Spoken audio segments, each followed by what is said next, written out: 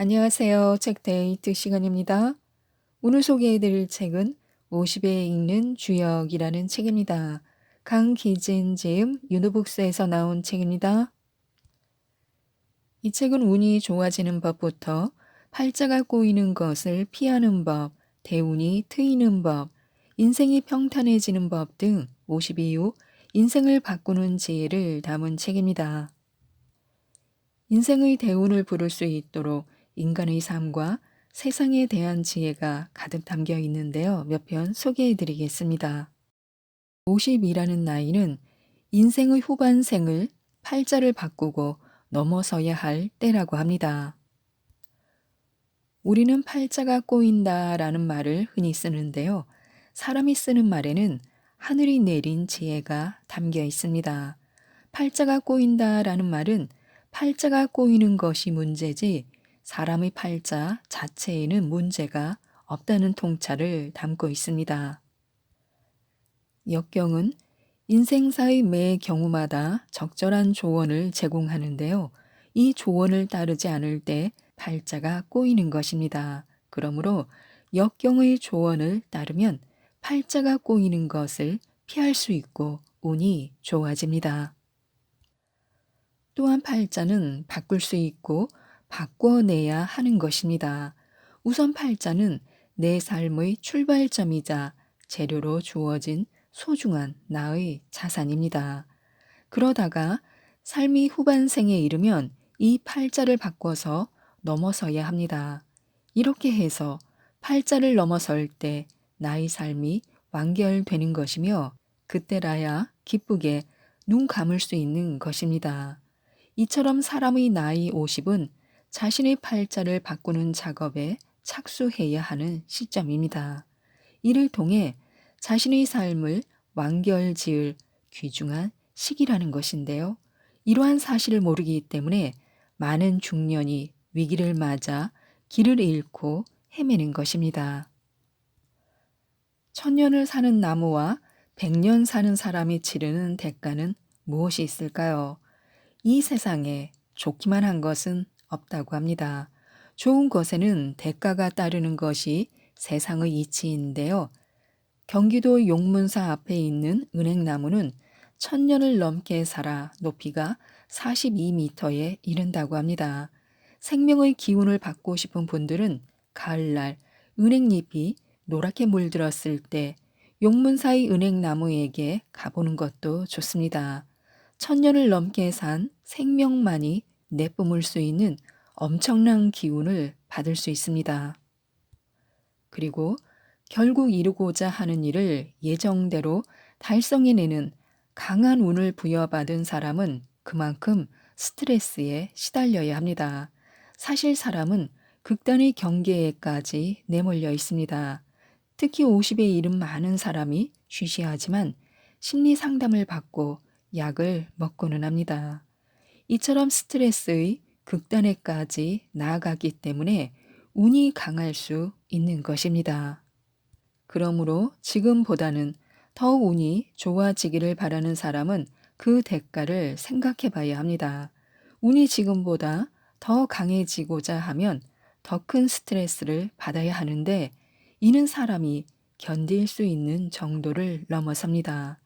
이처럼 사람은 가장 운이 강한 존재에 이르렀고 대신 그만큼의 스트레스에 시달리느라 고통을 받고 있습니다. 이것이 운의 비용이자 대가입니다. 이 세상에 좋기만 한 것은 없고 좋은 것에는 대가가 따른다고 했는데요.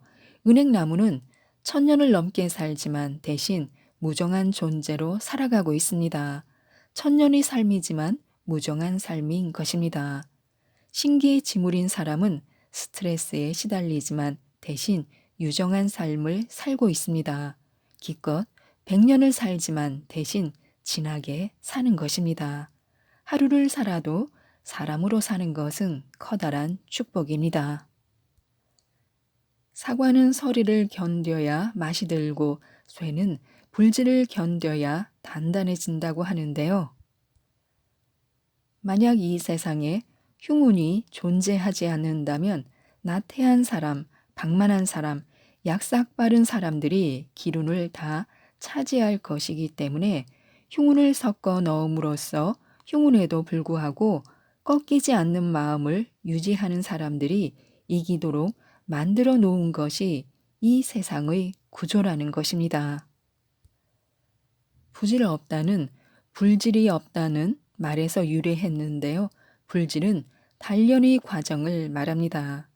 단련은 쇠붙이를 불에 시뻘겋게 달구어 망치로 두드리고 이후 찬물에 담가 급하게 식히는 과정을 여러 번 반복하는 것을 말합니다. 이러한 단련의 과정을 거쳐야 쇠가 강철로 단단해지며 이러한 단련을 거치지 않으면 쇠붙이가 물러터져서 제 구실을 다하지 못합니다.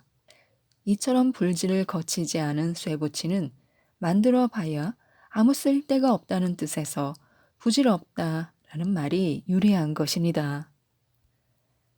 사람 역시 마찬가지인데요. 사람이 단련의 과정을 거치지 않으면 굳세지를 못하니 무슨 일을 벌여봐야 부질없는 것입니다.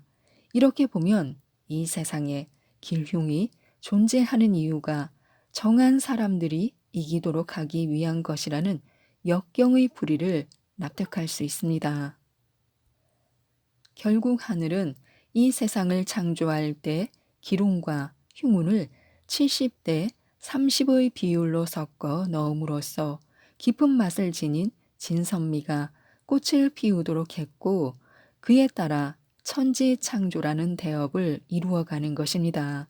이렇게 놓고 보면 천지창조의 대업을 이루기 위해 기륭이 있어야 한다는 역경의 말을 쉽게 부정하기도 어렵습니다. 가고자 하는 바가 분명해야 하늘도 돕는다고 하는데요. 운명이란 기륭의 질곡을 뚫고 자신에게 부여된 명을 향해 운전해 가는 것입니다. 운이란 이루고자 하는 목적을 예정대로 달성하는 힘이라 했습니다. 하늘이 내린 명을 이루라고 부여된 힘이 운인 것입니다. 사람은 자신에게 부여된 강한 운인 갑기 토운의 힘을 발휘해서 기륭을 뚫고 자신의 명을 향해 나아가야 하는 것입니다.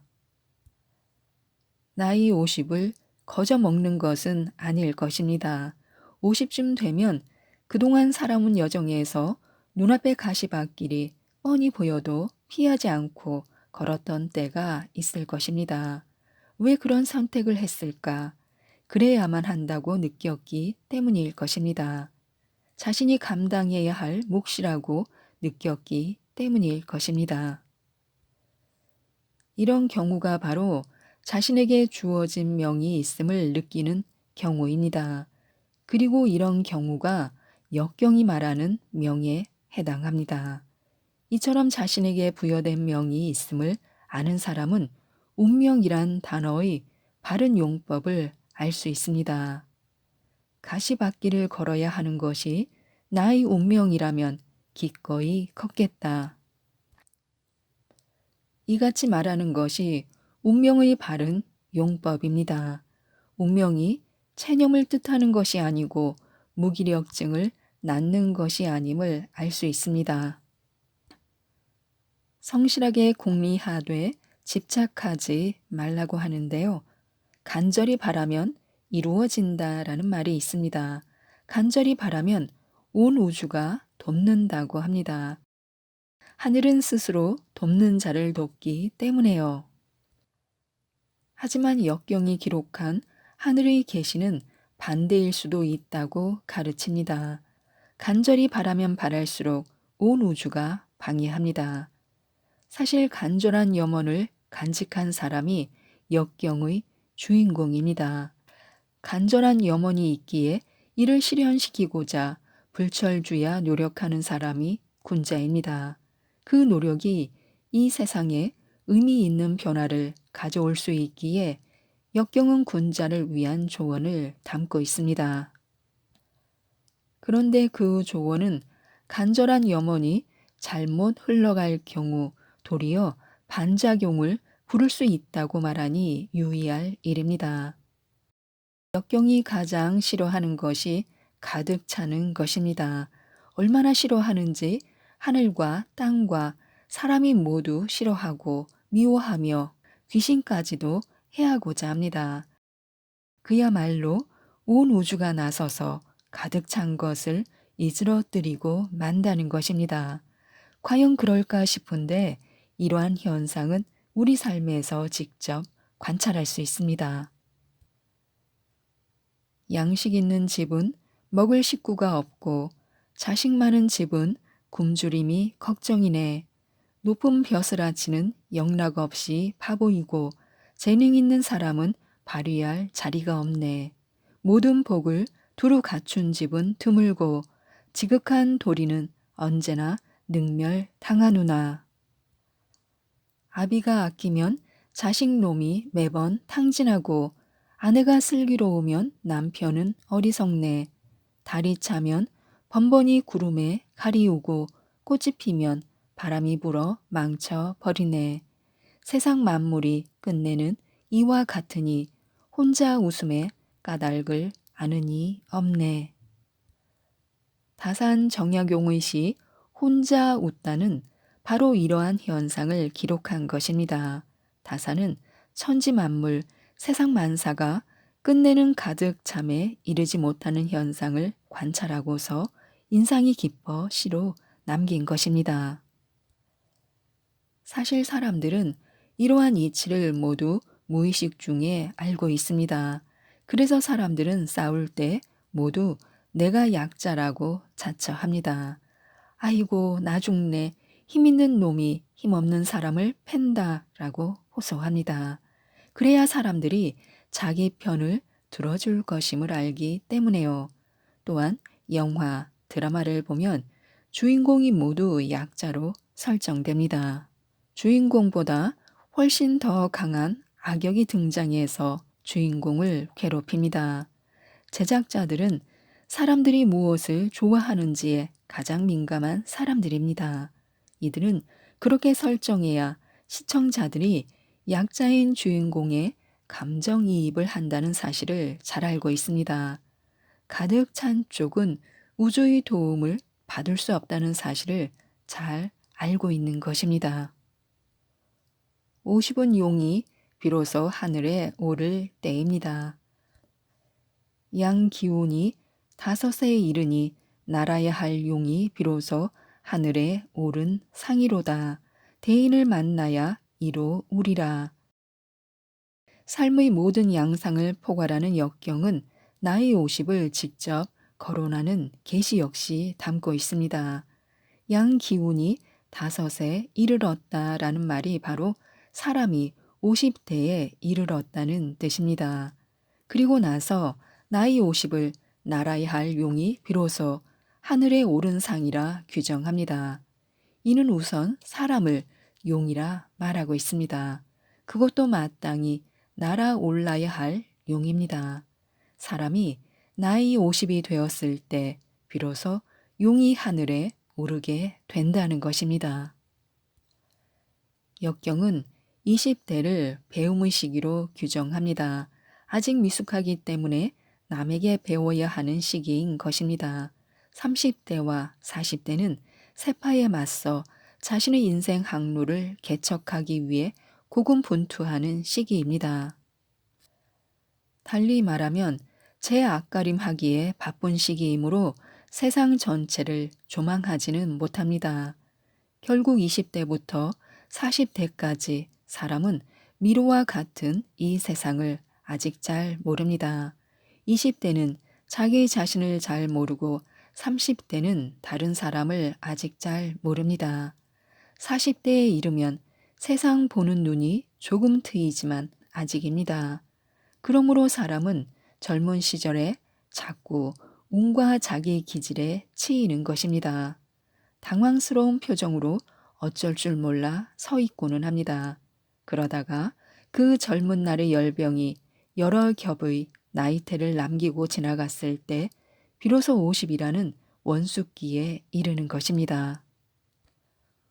50에 이른 이는 이제 자기 인생 전체를 조망할 수 있게 됩니다.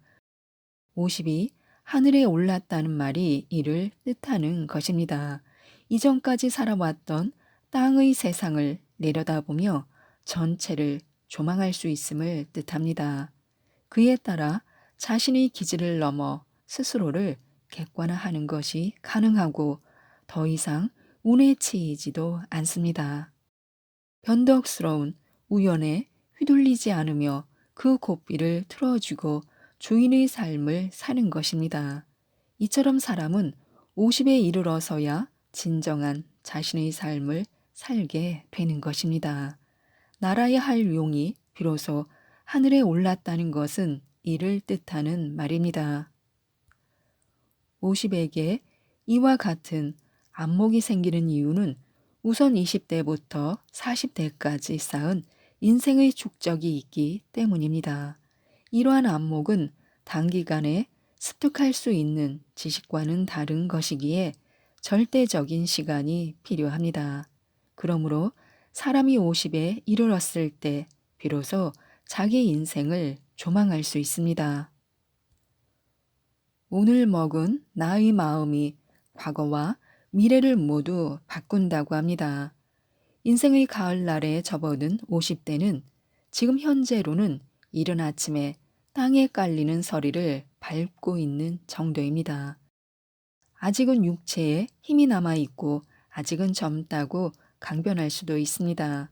하지만 지금 서리를 밟고 있으니 앞으로 굳은 얼음이 어느 때도 찾아올 것이라는 사실을 잊지 말라고 경계하고 있습니다. 하지만 이를 알지 못하고 과잉의 단계로 가고만 결과가 향용의 추락인 것입니다. 이러한 항용의 추락이 50대의 흔한 첫 번째 실패 유형이라면 두 번째 실패 유형은 그냥 이대로 살지 뭐 유형이라고 할 수 있습니다.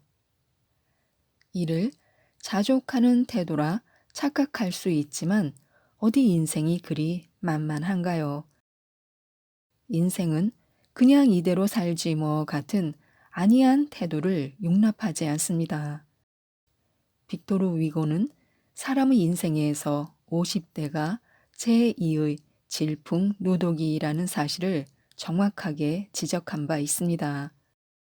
요즘은 50세 전후 중년기를 사축이라 부르는 일도 흔해졌습니다. 50에는 크게 앓건 작게 앓건 중년의 위기가 없을 수 없는데 이는 50에 치러내야 하는 통과 의례와도 같습니다.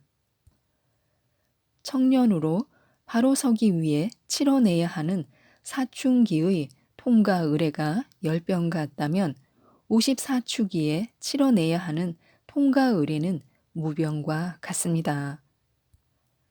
제1의 질풍노도기인 사춘기의 열병은 쉽게 눈에 띕니다.